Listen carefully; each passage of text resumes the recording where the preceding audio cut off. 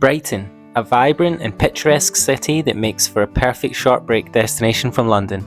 Just an hour by train from the hustle and bustle of the capital, Brighton offers a refreshing seaside escape filled with unique attractions, rich history, and a lively cultural scene. In this video, we'll explore why Brighton should be at the top of your day trip list, from its iconic Pebble Beach and the charming Brighton Pier to the stunning Royal Pavilion and the eclectic North Lane shopping district.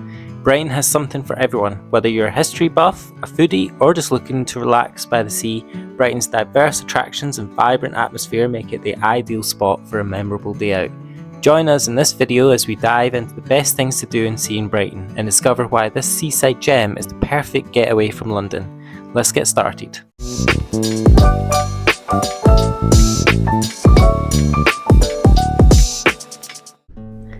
We took this train down from central London to the south coast, which is about an hour's journey. It's about £40 return from London Bridge.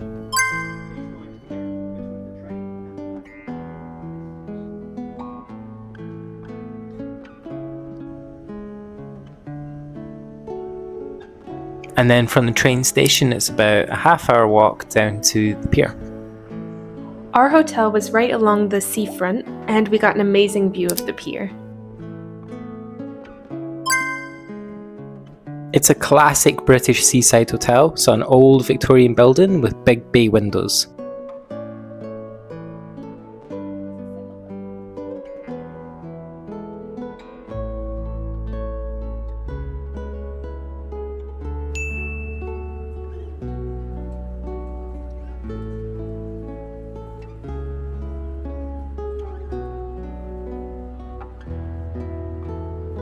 This big stick is the Brighton Eye 360. It's basically a viewing platform that brings you up a few hundred feet, and you can see the sea and the surrounding countryside. This shaky footage is from 2018 because that's when we went to view it.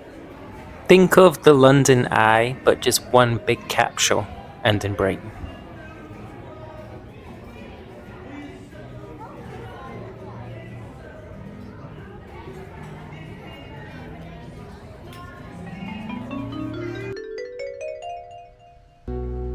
And directly across from that is the derelict West Pier. This was closed to the public in the 70s, and in 2003 was burnt down basically to the structure you see today. Suspected arson attack.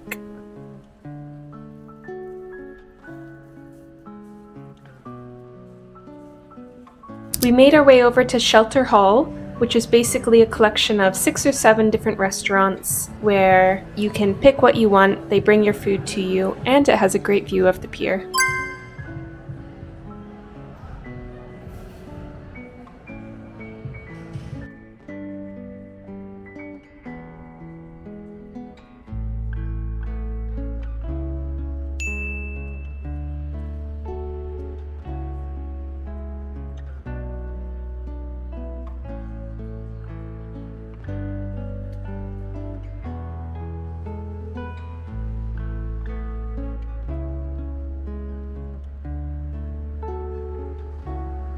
Luckily, the main pier is still standing and hasn't been burnt down, so we'll head down that pier in a minute.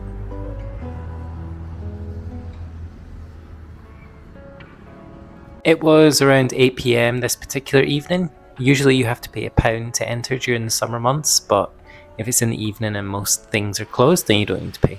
That was a new fee brought around this year, I assume to help with the maintenance of the pier.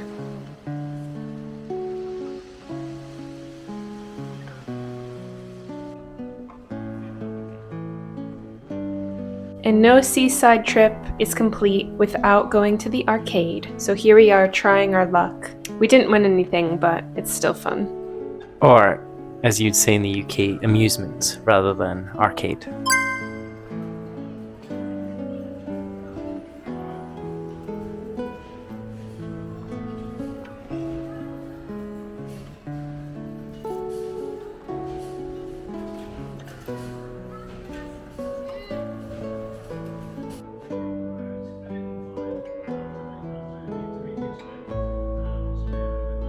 Here's the dodgems, or as you would say in the US, bumper cars.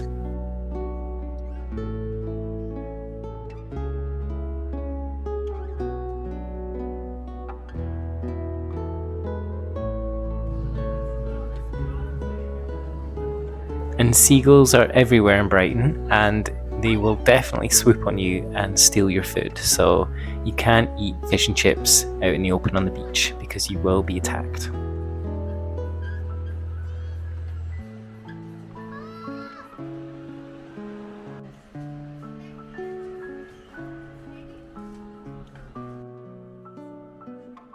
After exploring the seafront, we went back to our hotel and had little cups of tea with this amazing view. And the moon was out.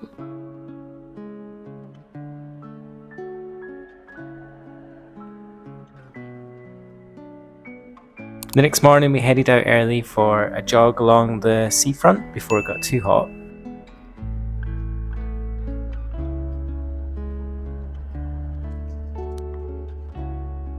After our run, we headed to the lanes for some brunch. The lanes are narrow, twisting alleyways filled with jewelers and antique shops.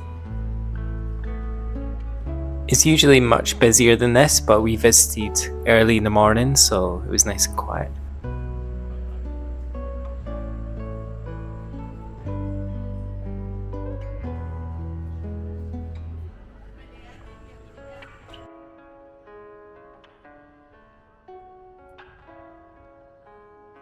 We stopped by Vios Cafe for some brunch.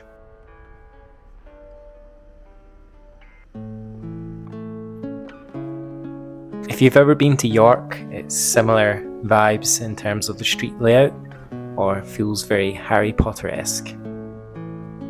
This shop is called Ribka. It's a fish and chip shop that we've eaten at before and we really enjoyed. Definitely recommend if you're ever in the lanes.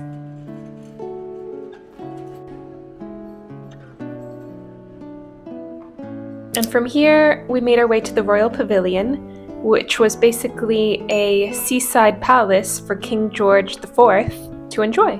And now it's just a museum. Though we didn't go inside because the tickets were quite expensive, we walked around the gardens, which are well kept.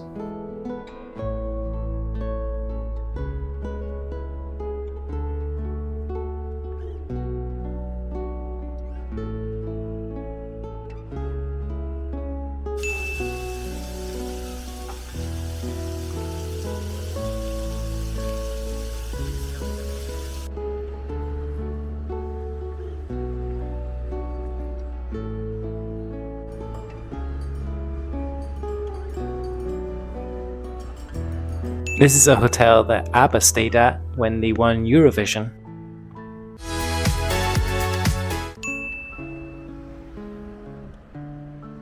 A good little afternoon activity in Brighton, if you're so inclined, is some pottery painting. You pick your base, so Ian got a little sushi dish and I got a spoon rest. You paint it, they fire it in a kiln, and then you can come pick it up in a few weeks or they send it to you.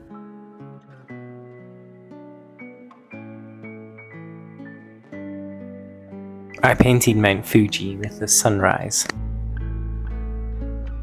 And once they're fired, they'll look better than this. Quick stop for bubble tea.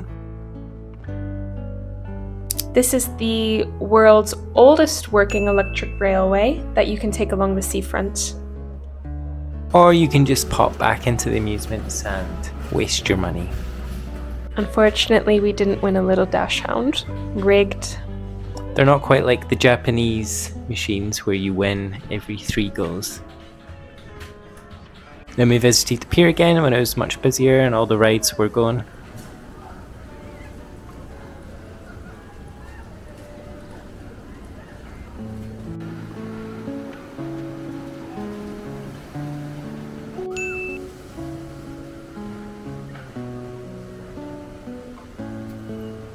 And to end our day, we got some vegan pizza at Purezza.